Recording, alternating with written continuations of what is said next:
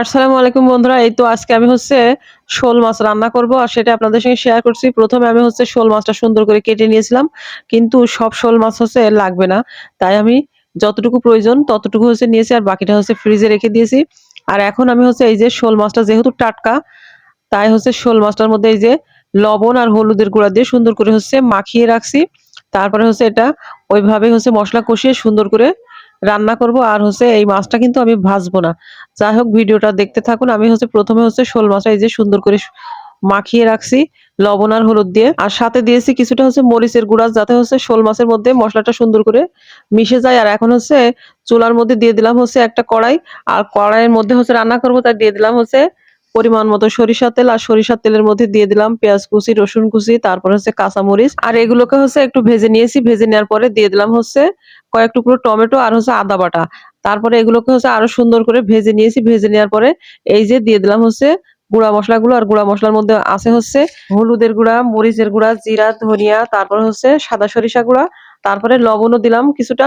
কারণ লবণ দিয়ে যেহেতু মাখিয়েছিলাম, তাই এখানেই সামান্য পরিমাণে লবণও দিয়ে দিলাম।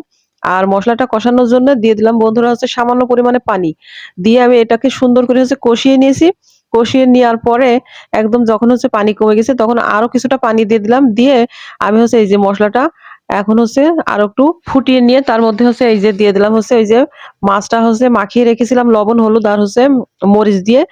এখন এটাকে আমি সুন্দর করে কষিয়ে নেব। আর এই যে টাটকা মাছ এইভাবে কষিয়ে রান্না করলে খুবই টেস্টি হয়। তাই আমি এইভাবে করছি আজকে। আর এই যে দেখছেন মাছটা মাশাআল্লাহ একদম সুন্দর করে এপিট ওপিট উল্টে উল্টে আমি সুন্দর করে কষিয়ে নিয়েছি। আর এখন রান্না করার জন্য দিয়ে দিচ্ছি পরিমাণ মতো পানি।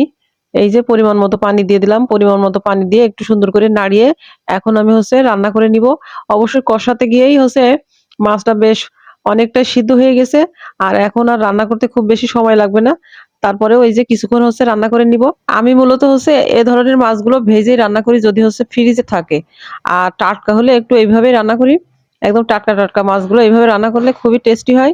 আর ফ্রিজ থেকে বের করে রান্না করলে কি করি, সুন্দর করে ভেজে নিই। ভেজে নিয়ে তারপরে ভুনা করি বা যেভাবে রান্না করি। এই যে বন্ধুরা দেখছেন শোল মাছ রান্না একদম শেষের দিকে। আর এখন এই পর্যায়ে দিয়ে দেবো ধনিয়া পাতা। আর যে ধনিয়া পাতাটা দিচ্ছি এটা ফ্রোজেন ধনিয়া পাতা, মানে ডিপে ছিল আর সেখান থেকে বের করে রান্না করছি। কারণ অনেক সময় দেখা যায় যে নরমালে রেখে দিলে ধনিয়া পাতা পচে যায়। মানে আমি ধনিয়া পাতা যেদিন বাজার থেকে নিয়ে আসে সেদিন সুন্দর করে কাটা বাছা করে টুকরো করে ডিপে রেখে দিই, ফ্রোজেন করে। না হলে নরমালে রেখে দিলে কি হয়, অর্ধেক পাতা যায় পচে আর হয়তো অর্ধেক থাকে। আর যেগুলো টাটকা খাওয়ার প্রয়োজন হয় ততগুলো পরিমাণ মতো রেখে দিই নরমালে। আর এই যে দেখেন ধনিয়া পাতাটা দিয়ে আরো কিছুক্ষণ রান্না করে নিলাম। আর এই যে মাশাআল্লাহ আমার রান্নার ফাইনাল লুক। যাই হোক ভিডিওটা কেমন হলো অবশ্যই জানাতে ভুলবেন না। আর পরবর্তী নিত্য নতুন ঘরোয়া রেসিপি দেখতে অবশ্যই বাংলা রান্নাঘরের সাথে সংযোগ থাকবেন। সেই পর্যন্ত সবাই ভালো থাকেন, সুস্থ থাকেন। আল্লাহ হাফেজ।